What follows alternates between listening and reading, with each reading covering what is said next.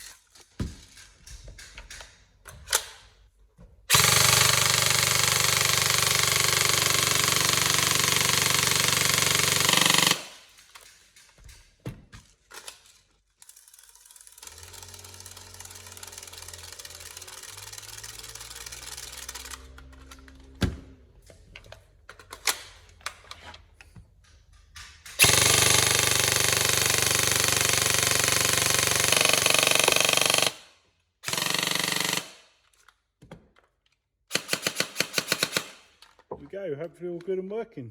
Excellent, thank you.